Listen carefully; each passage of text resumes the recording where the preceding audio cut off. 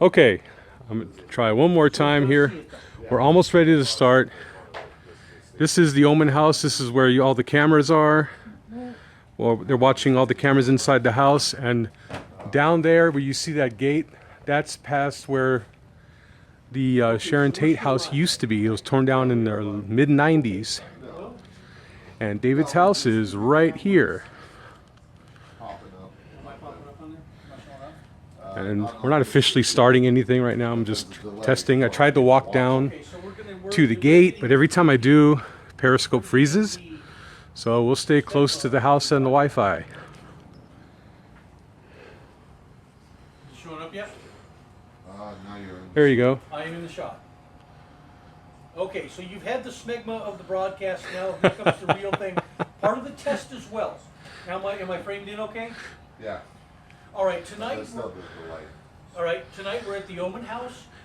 You know, I want to do. By the way, the Oman House is also going to be streamed on Ustream. Watch for some of the links on Facebook. SRC Paranormal Facebook. SRC Paranormal on Facebook. You'll find the links for the Ustream from inside the garage, where all the HD cameras will be watching the entire house. We're getting ready to go live with the actual broadcast here in just a few minutes. David is bringing up new sound equipment, so we'll have sound for you as well. Get you updated on that. The host, David Oman. He's number I one. need a belt. Podcast. How many cameras are inside the house? There's usually 16, but it's actually been more We lately. got 19 or 20. Yeah, I think it's 19 now. This is Steve Hembry and Phil Paris from Pierce. SRC Paranormal. I'm sorry, what, can you say your last name? Pierce. Pierce, sorry. I always get it wrong. I've been here 90 times, I still get it wrong. There's- Okay, we're going to stop right now, but we'll begin. We'll be on and off all day, but we're going to have the constant stream on Ustream. Okay, thank you. Thanks for watching. Okay, I'm going to do a quick update. Everybody's getting some snacks before investigation actually happens. This is the first floor of the house, and the kitchen.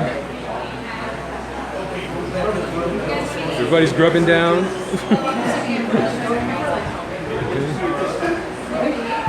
Over here, we got the kitchen. There's Lily watching the ball game. Yes, she is. What's the live stream called? Sorry? What's the live stream's name?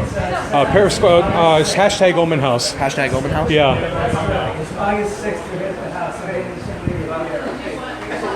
And this is the room with all the Beetlejuice action figures that fall down sometimes. Fish. Okay, this is just a quick update. He's doing Periscope.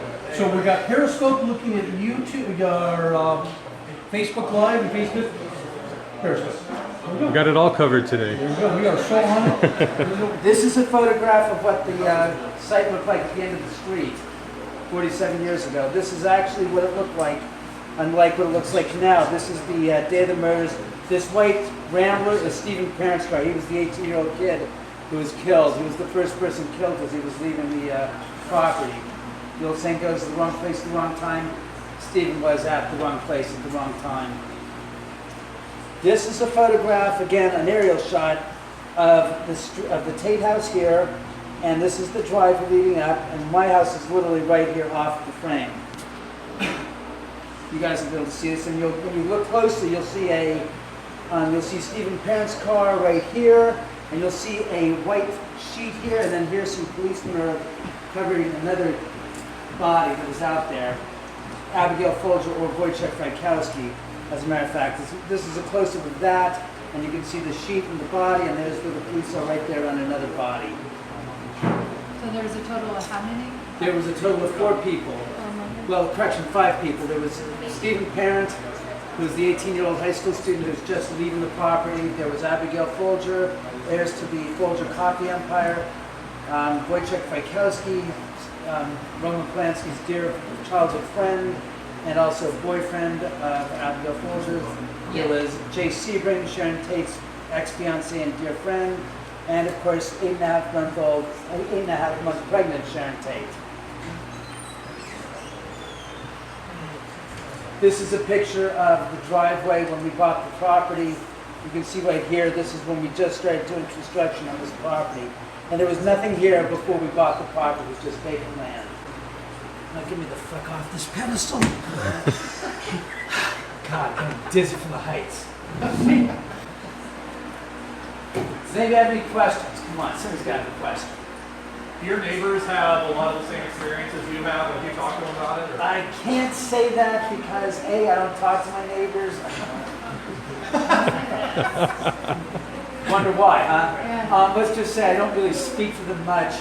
Well, they're also Middle Eastern, and I don't really, let's just say it's a cultural issue. Before people start laughing and saying stuff. And Wayne, thanks a lot, asshole. My point is that the other reason why I do not mention anything about the neighbors' houses is because if I am accused of devaluing their property value by saying it's a form of slander, libel. You're basically saying something that if not proven true, or if it can't be proven, that you will then be accused of devaluing their property value by making spurious comments about their property. So I say nothing about their property. Better safe than sorry. Any other questions? How long have you lived here? We bought the property in 1999 and started building the house in 1999, and we finished it 3 years later, so in 2000. So I've been here for 14 years. 3 weeks, about 3 weeks from now, I moved in here. So obviously you sound like with all these terms and such, you know nothing about any of this prior to moving here. Like you've been educated about all this, or did you? Are we talking about the house? I mean, Well, just like prior to moving here. Prior to moving here, I'll say it this: I've always been fascinated by the paranormal. Okay. I knew about the Sharon Tate murders when we bought the property. Yes, I knew all about that. It was hard not to. I mean, we used to come up here in high school to look when we were your guys' age. A few years younger, we used to go up here because it was the makeout spot. You get up there, you go, because you gotta remember, we all read Helter Skelter. So it's like if you read a book that had sensational, terrible murders in it, that was in your neighborhood, you'd want to drive up there and take a look at it anyway. It's like, that's where the basement all went down. Oh my God. And we used to go up there, and the gate was basically a chain link fence. We would look through the gate, and the first time I went up there, I was like overwhelmed with just a sense of dread. Like, oh my God, this is where everything in that gosh darn little book, because we all had the little paperback of it. We all read it. It was, did anybody read Helter Skelter? If you want to put yourselves in a nightmare state, forget seeing movies. Go read Helter Skelter. It'll throw you in the back seat for a long time because it is intense. And it's written from the lead prosecutor's point of view. So what he's doing is it's clinical, but it's really an insane story because he goes through point by point what the murderers did, when they did it, what happened in the whole trial. It's crazy. Let's just say it's crazy. So we went to there, and I'm sitting there going, I gotta stop and bow my head in a moment of silence for those who died. So to answer anybody's question, was I obsessed with Sharon Tate? Was I dying to live up here? Hell no. If it wasn't for the fact that my dad found the lot and was foreclosure for $40,000, there's no way in the world I could have afforded to buy a piece of property here and build a house here. So that's when my dad and I built the house literally from the ground up. So the place is, like I said, it's got weird energy, like I said. What was your first experience with something? First experience with something here was when we were building the house, when it was just basically floors. And you could just feel, there was like energy, like you'd be walking around, it's like going, yeah, what? Huh? I could have sworn there was somebody behind me. It was just like you could feel that sense. You know when somebody's going to goof on you and they get behind you and they're back and say, I got you. It's like, oh shit, you caught me, man.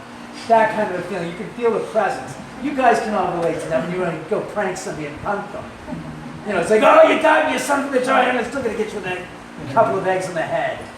But it's like that kind of a feeling. And you'll feel it when you go through the house. You'll sense. I'm not going to build it up and tell you what you're going to feel. That's stupid. Let you just go experience it for yourselves. First of all, I want to point out to you the figurines on top of the aquarium. Those are, the nightlight went off in the AQ. But those figurines get knocked over on a regular basis. if you're up here and you might be in the other room, you might just like, bam, go right into this room and take a look and see if they've been knocked over, because they'll be knocked over. It just happens. Goes back all the way to the time of Houdini. Anyone heard of Houdini? When he was debunking all these people doing these seances, they'd make the table levitate, and there'd be someone's foot lifting it up. So, never had any interest in it. We've had some incredible activity here. Mind bending, to where I told David, I think we should actually do that all the time. Let's see what we get out of that. And we've had some incredible stuff. We've had people get closure from loved ones, where someone will come over from the other side and give reassurance on something that's happened in their life, or something that's happening in their life, or that they're at peace. I've seen people break down in tears. It's really something. So there's that. We'll do that later in here.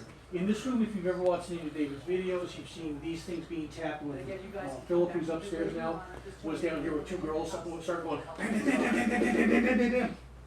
And they ran out. Oh, I'll show them the video of my office. I can do that. All right, next 7. Okay. All right, first let me pull these 7 out. The 7 out and the 7 in. 7 out, all right. 7 in. 1. Have you been there before? Yeah. You've been there, haven't you? All right, let's see. Yes. All right, let's Were go. you in there? All right. Give him the All right, stop it. Jesus Christ. Sad sack, stop that. God. All right, so 1, 2, 3. Yeah. Been here before. Kill in the back. Okay. Coach, you were just in there, weren't you? All right, so, all right. I just waited. All right. Son of a bitch. Thanks for telling me. All right, everybody else is in. Go. Hey, David's taking people into the earthen wall room. Hello. Of this butcher block spinning off of this with the television set. What? That's moving. Oh, you're doing it.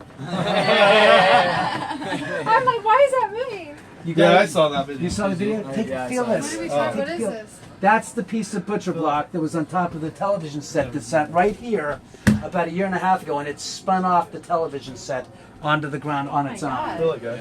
And that's solid. Oh, And even if it was at an angle, it would slide off. It wouldn't rotate and spin off. That thing spun off. that's I'll show you guys, like I said, I'll Yeah, take some of you guys back to the that's office fun. if you want to see the video, Yes. video footage in the office on the big screen. But that's the piece of butcher block, and it was sitting right there when it all went down. Hey, come on, guys. You guys want to see the guest bedroom? Come on, show the boys the bedroom. Let's go. Are you here?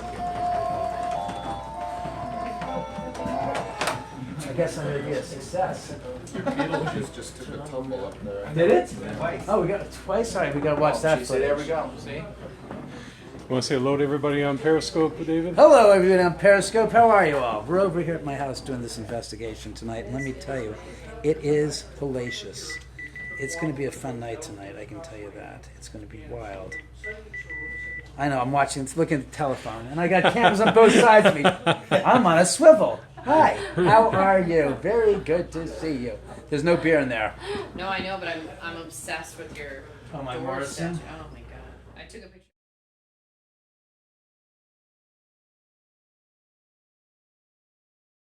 We have some noise outside in the hallway. It's other investigators. I'm going to end this broadcast and go live on Facebook. Hey? You still feeling something? It's back here. Hey? You still feeling something? It's back here. Oh, What happened? it went red. What did? Oh, the monitor? Yeah. And right here, the little meter on it is about halfway up. Holy shit. You feel something? Oh yeah, like bad. What is your name?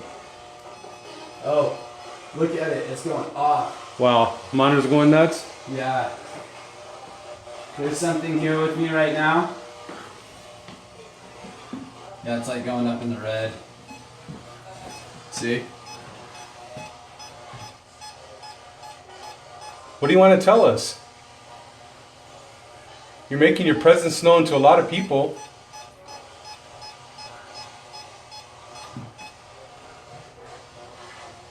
Are you frustrated? There's a lot of people in the house today?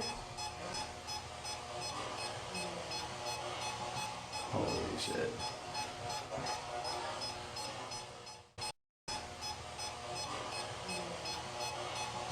Holy shit.